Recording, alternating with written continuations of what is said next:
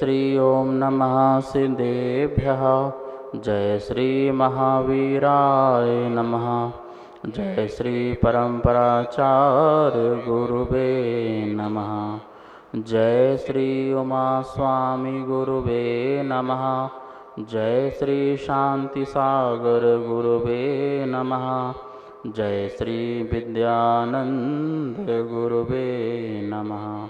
मोक्षमार्गस्य नेतारं भेत्तारं कर्मभूभृतां ज्ञातारं विश्वतत्त्वानां वन्दे तद्गुणलब्धये।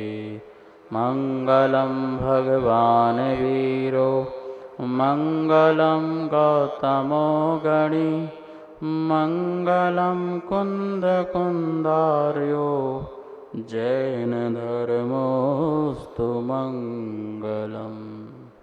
तत्वाशुद्ध परम मांगलिक ग्रंथ है। आचार्य कुंद के पट्ट शिष्य आचार्य उमा स्वामी द्वारा यह विक्रम की प्रथम शताब्दी में लिखा गया।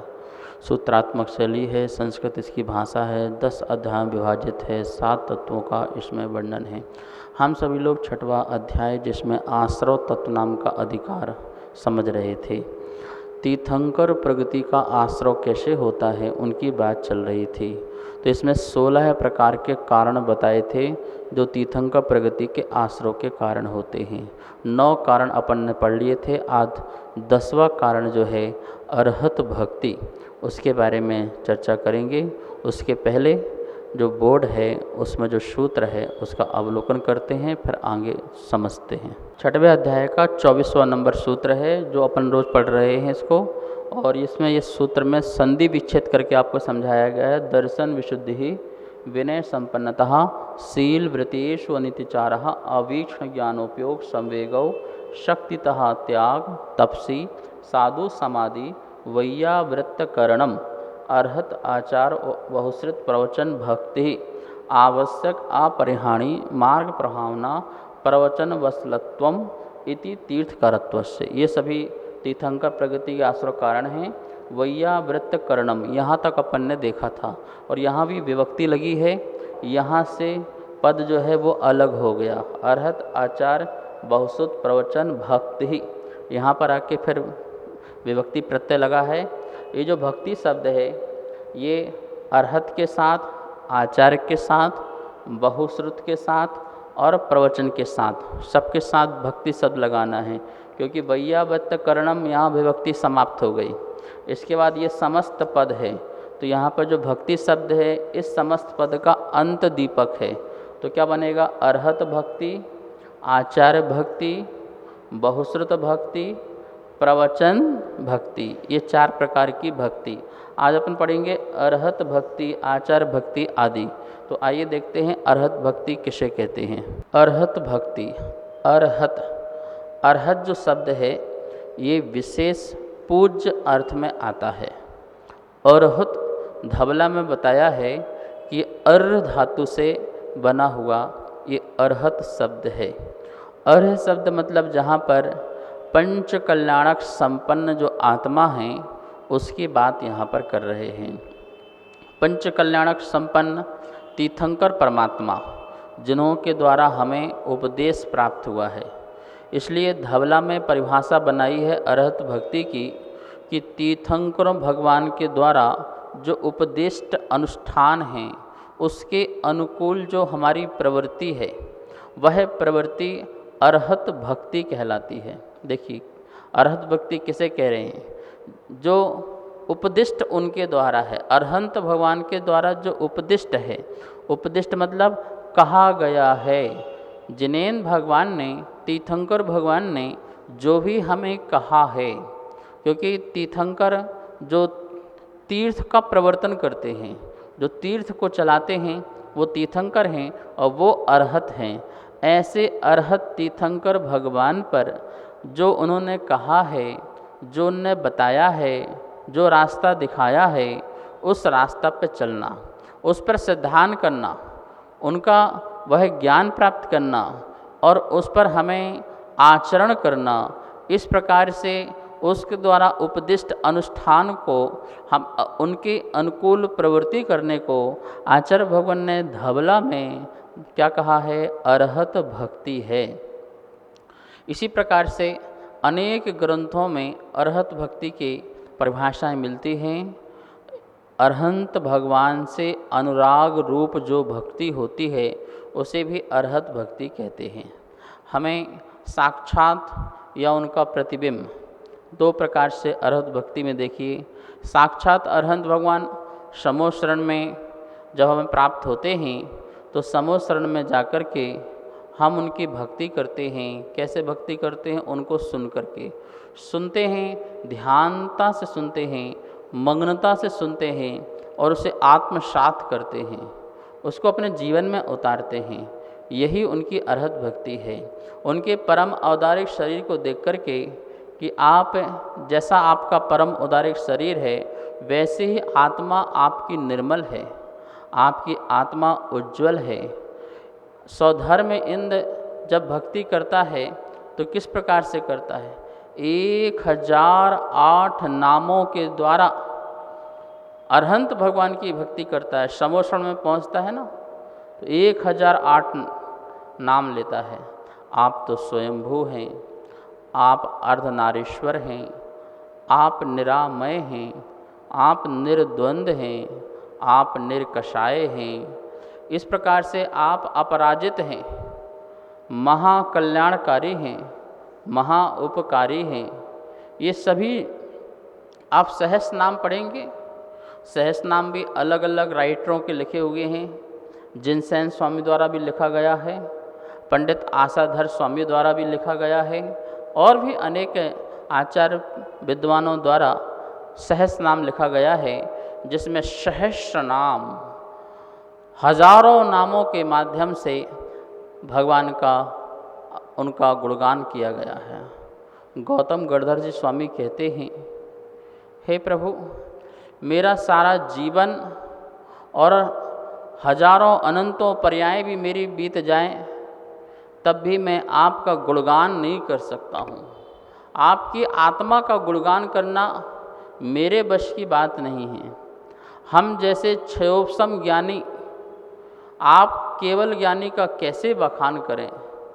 आप ज्ञान के भंडार, आपके ज्ञान में 3 लोक और आलोक सहित समस्त द्रव्य झलकती हैं, उनकी पर्याय भी वर्तमानवत झलकती हैं। ऐसे अरहंत परमात्मा की मैं कैसे भक्ति कर सकता हूँ? कहते हैं, मैं पूरे संसार में जितना जल है उसको मैं स्याही बना लूँ, जितनी पृथ्वी है उसको मैं कागज़ बना लूँ, जितने पेड़ पौधे हैं मैं उनको कलम बना लूँ और भगवान का गुणगान लिखना प्रारंभ करूँ। बोलना तो हो ही नहीं पाएगा, लेकिन लिखना भी प्रारंभ करूँ तो वह सारी स्याही, सारी पृथ्वी, सारे पेड़ पौधे, वो समस्त जो हैं वो भी कम पड़ जाएंगे आपके गुणगान करने पर। ऐसी महिमा अरहंत भगवान के प्रति जब आती है तो उस जीव को सम्यक दर्शन की प्राप्ति होती है। महानुभाव, हमें भगवान महावीर स्वामी ने या अरहत भगवान ने ऐसा क्या दिया है कि हम उनके पास रोज़ दर्शन करने जाएं, हाथ जोड़ें, नमस्कार करें, नतमस्तक हों, उनकी परिक्रमा लगाएं और द्रव्य चढ़ाएं, अभिषेक करें, महाशांति धारा करें, अनुष्ठान करें, अनेक प्रकार के विधान करें, महापूजाएं करें। ये सब जो हम करते हैं ये भक्ति के वशीभूत करते हैं। पर ऐसा अरहंत भगवान ने हमको क्या दिया है कि जिनके कारण हम उनकी इतनी महिमा को करें? और ये भी ध्यान रखना, जब तक महिमा अंदर से नहीं आएगी तब तक वो भक्ति भी सफल नहीं होगी। जैसे किसी व्यक्ति ने आप पर थोड़ा भी उपकार किया है तो आपकी उसके आपके मन में उसके प्रति क्या महिमा होती है।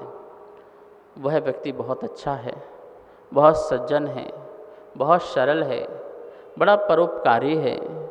देखो मेरे मुसीबत के समय में मेरा साथ दिया, मेरा सहयोग किया, धन्य है वह आदमी। इस प्रकार से जब जब उसका स्मरण आए तो मन में भी उसके प्रति अच्छी बातें आती हैं और वचनों से भी प्रसंगवश अच्छे उसके लिए वचन निकलते हैं। और जो सामने दिख जाए तो क्या वो खड़े हो जाते हैं हाथ जोड़कर। आप दुकान में बैठे हों और वह उपकारी व्यक्ति आपकी दुकान में आ जाए तो बोलो क्या करोगे? आप बैठे रहोगे? आप बैठ नहीं पाओगे, आप बिल्कुल खड़े हो जाओगे। आइए आइए, बैठिए बैठिए, अपनी सीट में बैठाने की बात कहोगे। क्योंकि मन में आपके उसके प्रति भक्ति है तो आप खड़े हुए, मन में उसके प्रति आदर है, मन में उसके प्रति सत्कार के परिणाम हैं, अच्छे परिणाम हैं, तो आप खड़े भी हो जाते हो और उसको बार बार कहते हो भाई साहब ये सब आपका ही तो वैभव है, आपने ही तो सब कुछ, ये आपकी कृपा से, आपके परम सहयोग से आज मैं यहाँ पे बैठ पाया हूँ, वरना आज मैं कहाँ होता। तो अपने आप ही अंदर से हाथ जुड़ गए, प्रणाम हो गया, नमस्कार हो गया। एक लौकिक व्यक्ति ने एक लौकिक उपकार किया, ध्यान देना, लौकिक व्यक्ति ने लौकिक उपकार किया तो उसके प्रति हमारे मन में कितना बड़ा आदर है, कितना बड़ा सत्कार है। और ऐसे परम अलौकिक आत्मा जिन्होंने आप पर अलौकिक उपकार किया, संसार से आपको मोक्ष मार्ग में लगाने के लिए उपदेश दिया, दुख से निकाल कर के सुख में बिठाने की जिन्होंने बात करी, आपके दुख को समझा और उस दुख को निकाल कर के सुख में ले जाने की बात करी, ऐसे परमात्मा ने जिन्होंने निर्मल ज्ञान दिया, हमको सम्यक ज्ञान दिया है, फिर उसके प्रति हमारी कितनी भक्ति होगी। हे प्रभु, यदि आपने हमें ये आज धर्म का उपदेश नहीं दिया होता, सुख का मार्ग नहीं बताया होता, अहिंसा का रास्ता नहीं दिखाया होता, शांति का जीवन नहीं सिखाया होता, मैं कौन हूँ इसके बारे में नहीं बताया होता, तो आज मैं बहुत दुखी होता। आज आपके ज्ञान के कारण मैं बहुत सुखी हूँ। अब मैं दुखी नहीं होता हूँ, क्योंकि ये शरीर मेरा नहीं है, संसार का परमाणु मात्र भी मेरा नहीं है। इस प्रकार का ज्ञान अनादि काल से मुझे मिथ्या ज्ञान की प्राप्ति हुई है।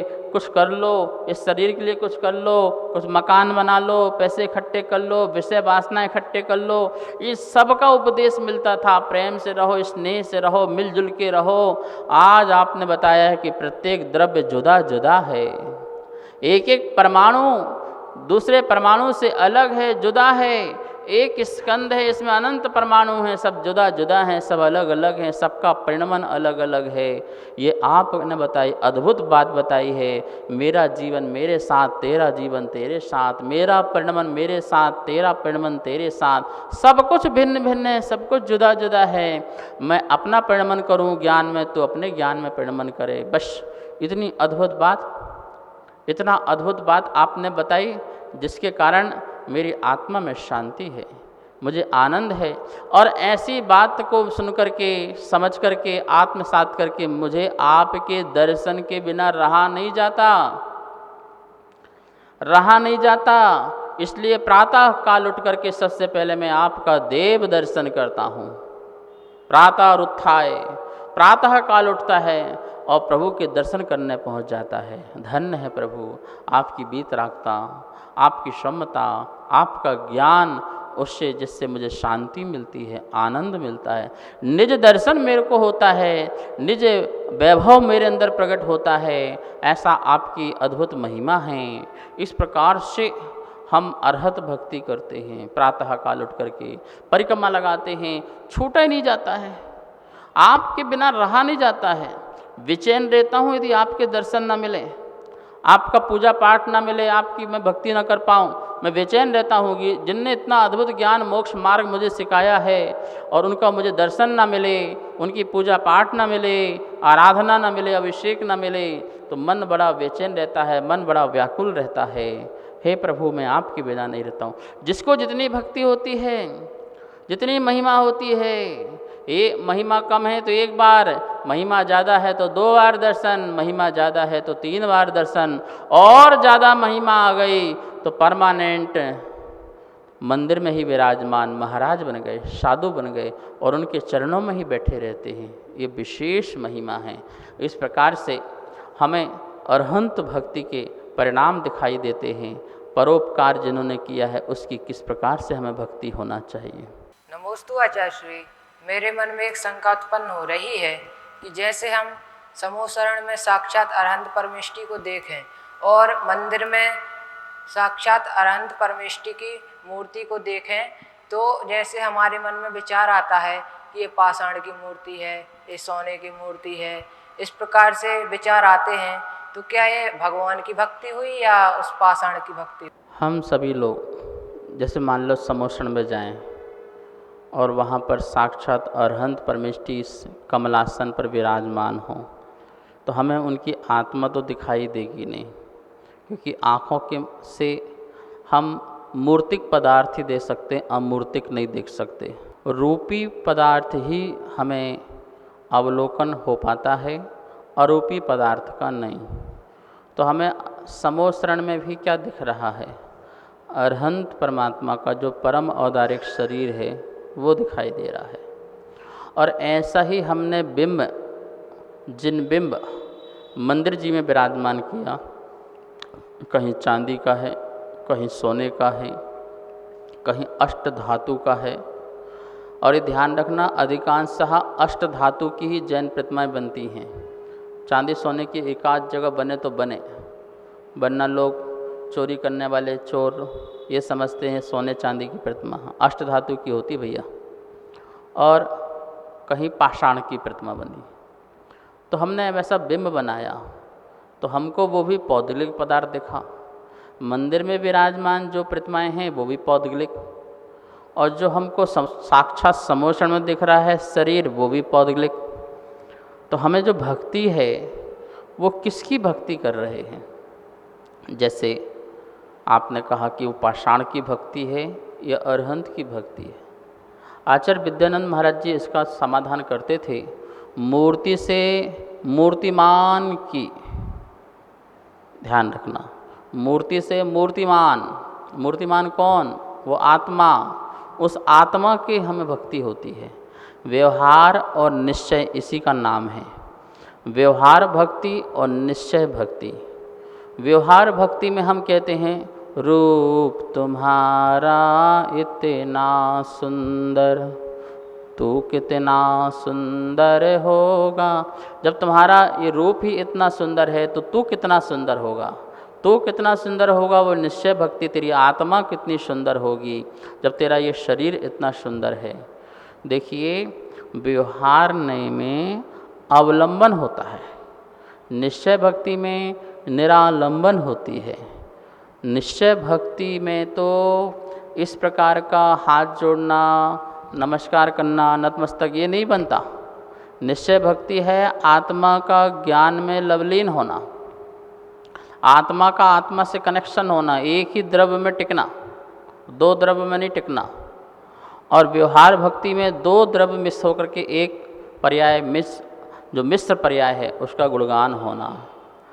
शरीर पूज्य नहीं है, लेकिन जिस आत्मा ने उस शरीर को धारण कर रखा है इसलिए उस शरीर की भी गुणगान हो जाते हैं, शरीर की भी महिमा हो जाती है।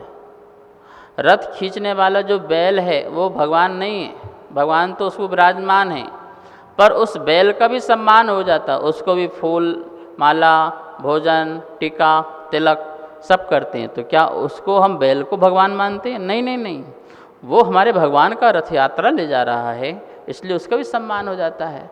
ऐसे ही यह जो शरीर है, इस शरीर का भी भगवान शुद्ध आत्मा विराजमान है, इसलिए शरीर का भी गुणगान हो जाता है।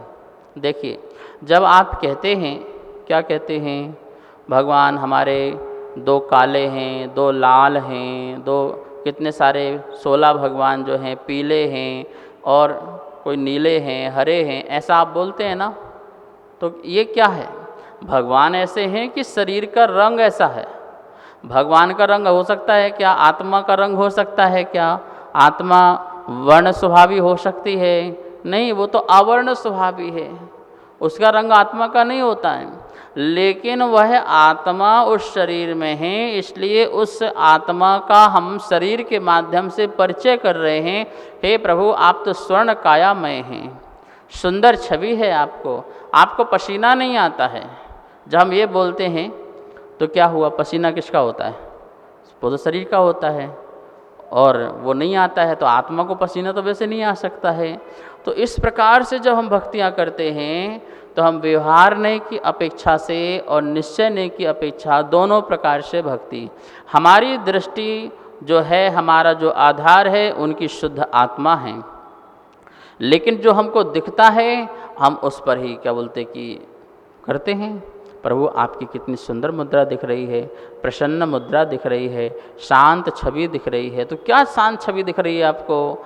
अरे जैसी आत्मा शांत है वैसे ही शरीर के माध्यम से अभिव्यक्त हो रहा है। देखिए, हम अंदर से बहुत बेचैन हो तो हमारा शरीर भी क्या होता है? बेचैन होता है ना। हमारी आत्मा तड़फ रही होती है अंदर तो शरीर भी तड़फता है। जैसे मान लो कि कोई व्यक्ति बहुत अशांत है, तो उसकी उंगली चलेगी, हाथ चलेंगे, पैर चलेंगे, उस हिलता रहेगा, इसका मतलब क्या है? बहुत अशांत है। इसका मतलब वो अशांत नहीं है, शरीर से तो अभिव्यक्त हो रहा है, उसकी आत्मा अशांत है। इसी प्रकार हे परमात्मा, आप बहुत शांत हैं, अपने आप में लीन हैं, इसलिए आपका शरीर भी कैसे दिख रहा है? बहुत शांत स्वभाव दिख रहा है। अब मान तुंगाचार्य ने यह शांत राग रुचि भी परमाणु विस्तम, हे प्रभु आपका निर्माण कैसे हुआ? तो अब देखिए, वो व्यवहार भक्ति है कि जितने शांत परमाणु थे इस विश्व में, वही उतने ही परमाणु शांत परमाणु थे, उन्हें कहीं स्थान नहीं मिला, वो आपके सारे शरीर में आ गए। इतना शांत शरीर आपका है। नमोस्तुते श्री। अरहत भक्ति का प्रसंग चल रहा है। जैसे हम भगवान के दर्शन करते करते भगवान की ऐसी भक्ति करने लगते कि आपका शरीर इतना सुंदर है, ये सब बोलने लगते हैं, तो ये मिथ्या भक्ति है या सम्यक भक्ति है? आत्मा को केंद्र बना करके, अरहंत भगवान पर लक्ष्य रख करके यदि उनके शरीर का हम गुणगान करते हैं तो वो तो सम्यक भक्ति है।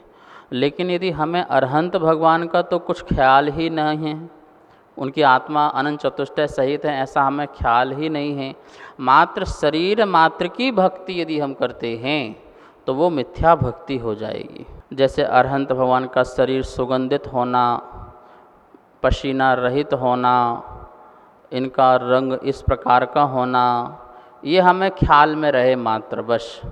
और अरहंत भगवान क्या होते हैं ये पता ही ना चले कि वो 18 दोषों से रहित हैं, जन्म जरा मृत्यु से रहित हैं, क्षुधा भूख प्यास आदि जन्म से रहित हैं, मद गर्भ आदि से रहित हैं, पसीना आदि से रहित हैं। तो हमें ये 18 दोष का अभाव का पता ही ना हो, मात्र हम शरीर का ही गुणगान करे जा रहे हैं, तो हमें आत्मा का लक्ष्य पता ना हो, अरहंत भगवान के परमात्मा की आत्मा का स्वरूप का ज्ञान ना हो, और मात्र हमने जिन बिम देखा और उनकी सुंदरता देखी और चढ़ाया और चलते बने, तो ये तो कुलाचार धर्म हुआ, ये सम्यक धर्म नहीं है। अरहंत भगवान के स्वरूप को लक्ष्य रख करके उनके शरीर का भी गुणगान हो तो फिर कोई बात नहीं है, क्योंकि उनकी आत्मा के कारण उनका शरीर का भी गुणगान हो जाता है भक्ति में, व्यवहार भक्ति में, फिर वो सम्यक भक्ति कहला सकते हैं। इसके बिना वो मिथ्या भक्ति होगी। इसलिए अरहत भक्ति जब कह रहे हैं तीर्थंकर प्रगति के आश्रव का कारण है, तो वो तभी होगी जब आपको व्यवहार भक्ति में भी निश्चय भक्ति याद रहे कि निश्चय क्या है, निश्चय शरीर नहीं है उनका, ये व्यवहार से शरीर है, निश्चय से तो शुद्ध आत्मा है। उस शुद्ध आत्मा की गुण हैं, उन गुणों को मेरे अंदर भी प्रकट हो, ऐसा अनंत दर्शन, अनंत ज्ञान, अनंत सुख, अनंत वीर शक्ति बल मुझ आत्मा में भी है, मुझ में भी प्रकट हो। इस प्रकार की भगवान की भक्ति करना, उनकी आत्मा की भक्ति करना सच्ची भक्ति है, वो निश्चय भक्ति है। तो हम व्यवहार के माध्यम से ही, क्योंकि हम कषायवान जीव हैं, राग करते हैं, अनुराग करते हैं परमात्मा से, तो राग पूर्वक हम निश्चय भक्ति में प्रवेश कर जाते हैं। आज का स्वाध्याय यहीं संपन्न करते हैं। आइए अब जनवाणी स्तुति करते हैं। जावाणी के ज्ञान से सूझे लोकालो, शोभाणी मस्तक धरो सदा देत हो धो। हे जिन वाणी भारती तो है जपो दिन रे। जो तेरी शरणा धरे सो पावे सुख चैन।